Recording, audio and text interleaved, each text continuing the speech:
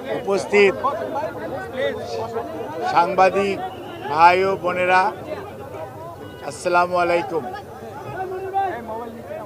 আপনারা জানেন, বাংলাদেশ জাতীয়তাবাদী দলের চেয়ারপারসন, তিনবারের সাবেক প্রধানমন্ত্রী দেশনেত্রী বেগম খালেদা জিয়া এবার কেয়ার হসপিটালে গত 23শে নভেম্বর থেকে চিকিৎসাধীন আছেন এবং ওনার medical board professor doctor Shahabuddin Talukdar, professor doctor FM Siddiqui, professor doctor Nuruddin Ahmed, professor doctor AQM Mohsin, professor doctor Shamsul Arifin, professor doctor Ziaul Haque, professor doctor Masum Kamal, professor doctor AZM Saleh, professor doctor brigadier অবসরপ্রাপ্ত সাইফুল ইসলাম এবং ডক্টর জাফর ইকবাল, সেই সাথে বাংলাদেশের বাইরে থেকে প্রফেসর ডক্টর হাবিবুর রহমান,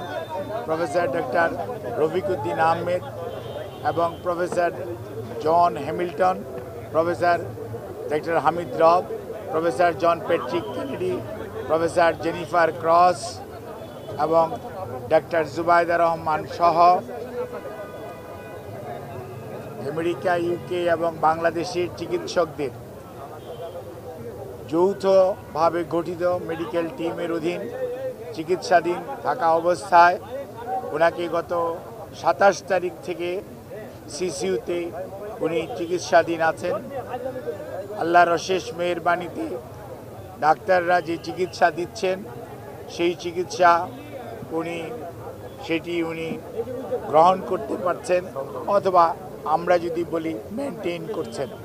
কাজেই বিভিন্ন ধরনের গুজব, বিভিন্ন ধরনের বক্তব্য বিভিন্ন জায়গায় দেখার পরিপ্রেক্ষিতে দলের পক্ষ থেকে আমাদের দলের ভারপ্রাপ্ত চেয়ারম্যান জনাব তারেক রহমান সার্বক্ষণিকভাবে ওনার চিকিৎসার তদারকি করছেন। চিকিৎসার সমস্ত বিষয়ে উনি দেশে বিদেশি চিকিৎসকদের সাথে আমাদের মাধ্যমে যোগাযোগ রাখছেন। দলের মহাসচিব এবং দলের স্থায়ী কমিটির সদস্য সহ সারা দেশের মানুষের ন্যায় প্রধান উপদেষ্টা পরিষদের সদস্য এবং বাংলাদেশের অন্তর্বর্তীকালীন সরকার সার্বক্ষণিকভাবে ওনার চিকিৎসার ব্যাপারে যথাযথ সহযোগিতা এই হাসপাতালের চিকিৎসক, নার্স এবং সকল কর্তৃপক্ষকে দিয়ে যাচ্ছেন এবং আমরা অত্যন্ত কৃতজ্ঞ।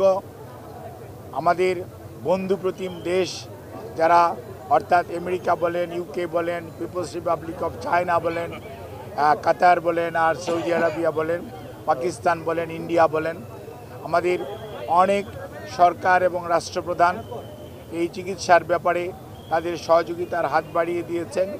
আমরা এই সংকটময় মুহূর্তে আপনাদের মাধ্যমে দেশবাসীর কাছে ওনার সুস্থতার জন্য দোয়া চাই এবং আল্লাহ রাব্বুল আলামিন যাতে দেশবাসীর দোয়া, সারা পৃথিবীর অনেক মানুষের ওনার প্রতি ভালোবাসা এবং দোয়ার কারণেই হয়তোবা উনি এই যাত্রায় সুস্থ হয়ে উঠবেন বলে আমরা আশা করি। সেই জন্যই আমরা আপনাদের মাধ্যমে সবাইকে সর্বোচ্চ সংযম প্রদর্শন এবং সেই সাথে কোনো ধরনের গুজব ছড়ানো এবং গুজবে কান না দেওয়ার জন্য বিনীতভাবে পরিবারের পক্ষ থেকে, দলের পক্ষ থেকে আপনাদেরকে আমরা অনুরোধ করছি। আমাদের দল কিভাবে আপনাদেরকে ইনফরমেশন দিবে সেটিও আমাদের দলের পক্ষ থেকে জানিয়ে দেওয়া হয়েছে। কাজেই সম্মানিত সাংবাদিক ভাই ও বোনেরা, আপনারা ধৈর্য ধরুন। দীর্ঘ 6 বৎসর যাবৎ আপনারা আমাদেরকে সহযোগিতা করেছেন। ইনশাআল্লাহ আমরা এই যাত্রাও আপনাদের ভালোবাসা, আপনাদের সহযোগিতা এবং আল্লাহ রাব্বুল আলামিনের অশেষ মেহেরবানিতে আমরা আবারও আমাদের প্রাণপ্রিয় নেত্রী দেশনেত্রী বেগম খালেদা জিয়াকে আজকে দেশের মানুষের যে অকৃত্রিম ভালোবাসার প্রতীক সেটি আজকে প্রমাণিত। সেই লক্ষ্যেই আমরা আপনাদের সহযোগিতা চাই। আমাদের ভারপ্রাপ্ত চেয়ারম্যান জনাব তারেক রহমান আপনাদের সবাইকে অনুরোধ করেছেন যে ধৈর্য ধারণ করার জন্য এবং উনি সার্বক্ষণিকভাবে বিরামহীনভাবে দেশি বিদেশি চিকিৎসকদের সমন্বয়ে গঠিত মেডিকেল টিমের সাথে সার্বক্ষণিক যোগাযোগ রাখছেন। কাজে আপনাদের সহযোগিতা ছাড়া চিকিৎসা কার্যক্রম সঠিকভাবে পরিচালনা করা সম্ভব হবে না। কাজেই কোনো ধরনের গুজবে কান না দেওয়ার জন্য আপনাদেরকে অনুরোধ করছি এবং দেশনেত্রী বেগম খালেদা জিয়ার জন্য সুস্থতার জন্য আপনাদের মাধ্যমে দেশ তথা সকল ধর্মের মানুষের প্রতি আমরা উদাত্ত আহ্বান জানাচ্ছি। আপনাদের সবাইকে অনেক অনেক ধন্যবাদ। আপনি বলেছেন যে একটা প্রশ্ন ছিল, যেটা হচ্ছে আপনি গুজবের কথা বললেন, সঠিক তথ্যটা না আসার কারণে যে যেভাবে পারছে সংবাদ পরিবেশন করছে এবং সামাজিক যোগাযোগ মাধ্যমেও তথ্য ছড়াচ্ছে। খালেদা জিয়ার এখনকার যে শারীরিক অবস্থা, উনি কি ওইখান থেকে কি উন্নতির দিকে গেছেন বা বিদেশে যাওয়ার মতো শারীরিক কন্ডিশন তার আছে কিনা একটু পরিষ্কার করবেন। আমাদের দলের পক্ষ থেকে জানানো হয়েছে, আমাদের দলের সিনিয়র যুগ্ম মহাসচিব জনাব রিজভী আহমেদ ওনার স্বাস্থ্য ব্যতীত অন্যান্য বিষয়ে আপনাদেরকে মাঝে মাঝে ব্রিফ করবেন। আর আমি ডাক্তার এজেড এম জাহিদ হোসেন, দলের একজন কর্মী, আমি আপনাদেরকে ওনার স্বাস্থ্য নিয়ে ব্রিফ করব।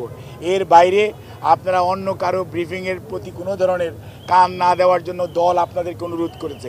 আপনারা যদি এটা মানেন, ফলো করেন, তাহলে আর কোনো গুজবের ছড়ানোর সুযোগ থাকে না। দেশের বাইরে নেওয়ার জন্য যে কথাটি আমি পূর্বেও বলেছি, মেডিকেল বোর্ডের সদস্যরা ওনাকে দেখেছেন।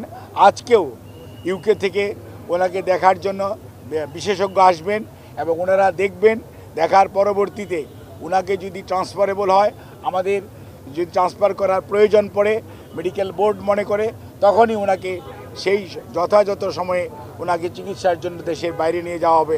আমাদের সকল প্রস্তুতি আছে, কিন্তু সর্বোচ্চটা মনে রাখতে হবে যে রোগীর বর্তমান অবস্থা এবং সর্বোপরি মেডিকেল বোর্ডের পরামর্শের বাইরে কোনো কিছু করার সুযোগ এই মুহূর্তে আমাদের নেই। ধন্যবাদ।